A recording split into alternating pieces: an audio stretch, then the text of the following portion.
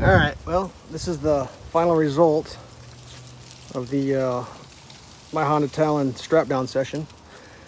The one thing I don't know, when I picked this up from the dealer said hook here, go forward. He literally asked me how far I was going and told me to use 2 straps, which I was kind of like, what? 2 straps? I always do 4, but you know, I guess the guy sells machines for a living. But I went with this series. Originally, my thought was I was going to go from here and do the lasso down to there. Well, there just was not enough real estate to make that happen. So I had to get creative. I had to put a couple D-rings. I know that's not the orientation for optimal strength. I get it. But 12,000 pound braking strength, I think I'm going to be good. It's a 1,500 pound machine. So like, we're hoping those 12,000 pound braking strings can hold 400 pounds. That's basically all I got to hold is 400. Plus, you know, a little more. But that's how we end up going. It actually works pretty good. You know, I blasted the welds in there, you know, got it good, left it clearance. They actually lay flat pretty good so I can drive over them. Plus I can use them for lassoing that way for other loads. I wish I could go around my rims, but Honda, like, I don't know, like right here, the back of that's not quite a razor blade, but it's so close to a razor blade. It's like, dude, strapping through the rim is the best way.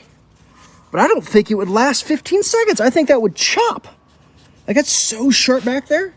So, whatever. I mean, I looked into getting some Cordura, but like, you know, these are like over $100 in straps. And it's like, yeah, cut your strap. I mean, you have the ratchet still, but you know, that's what we went with. Let's walk around. I'm throwing these on because the only thing I'm really worried about is the thing going forward, because it would have to go through this ramp and this ramp to go off the back of the trailer. And you'd have to hop up over the wheel arch fenders to go off the side of the machine or the trailer, which I don't think is probably going to happen. It could, you know, that tire could bounce and come out here, I guess. It wouldn't fall off the trailer. It would just kind of scratch my paint. You know, I could still do originally I was going down to these things. I could still do that. I can get some, you know, I probably would if I was going a long distance. I thought about welding up some things here, but I mean, so the way I had an unboxing video where what did I do? I brainstormed some ideas of how I could use these. Okay? And I had people trying to explain to me how the instructions worked as if I couldn't understand instructions. And I appreciate that. I appreciate people trying to explain to me how the instructions work. Got that. Appreciate that. Fantastic. I'm glad the reading comprehension for some is great. I understand how instruction works, but I'm trying to figure out a non-traditional way to do it. And like I said, I was trying to go to here, the traditional lasso that's 6 and 10 going straight down in line with your axle. So if I'm doing that, this strap this way would be useless. That's why I was like, well, maybe I can go that way to keep, because basically this just keeps the strap from coming down, you know, bouncing low. But not enough real estate here, so I had to go back basically how the instructions said to do it. But it's kind of cool. These things, you can pull them up over your shit here. Now in the front, it's kind of high in the front because you got all this going on. So that's cool, you know. The rears is way more clearance.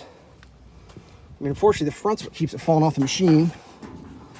You know, same thing over here. You know, got the D-ring, flippity flabbers, things on. Let's look at the back. Clearance up and over, looking good. I'm just using these things. They're a little thin. I can't remember when I bought them. I checked the rating, and the rating was more than I ever thought I would ever probably need. I could maybe get some better ones. What I'm doing with that is I'm going up into that part of the, whatever the hell you call it, trailing arm. You know, I'm sure someone will say, I can't do that. Well, I've watched a lot of videos of people like, yeah, that puts stress on that right there. True fact, but not as much as driving it down the road at 75 miles an hour will. So, general consensus being anything's better than nothing. The lower on the machine, the better off you're going to be. If you can attach below your suspension, even better. If you can attach your wheels, that's the best.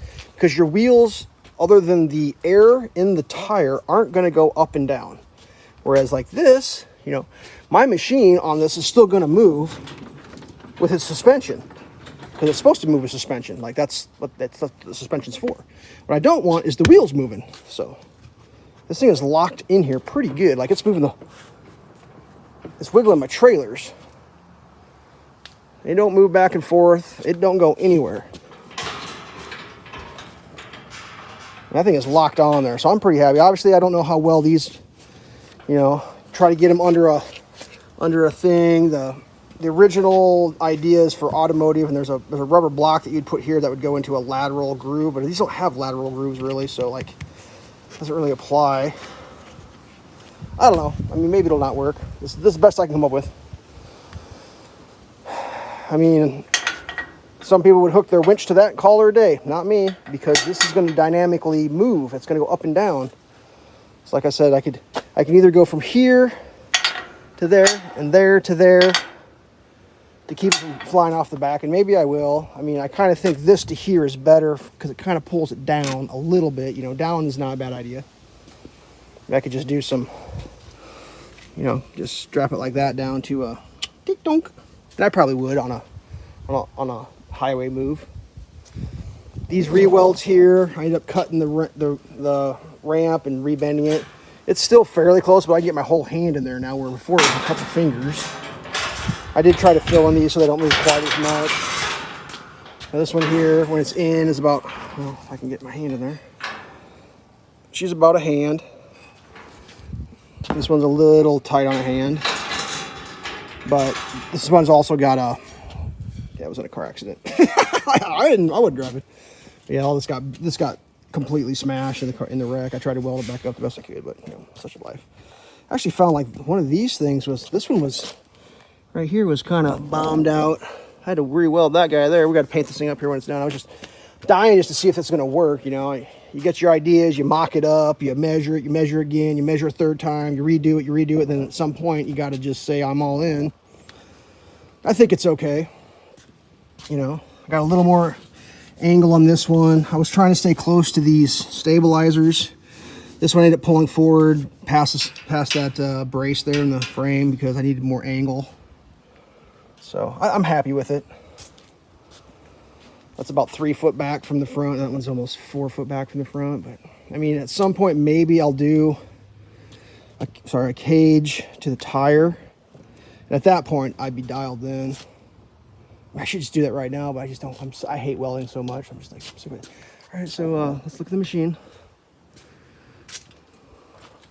I've been jabbing, talking about this shit. We got the bumper. We got that.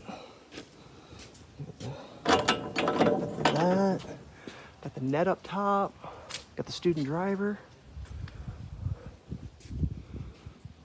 Got the tablet going in there.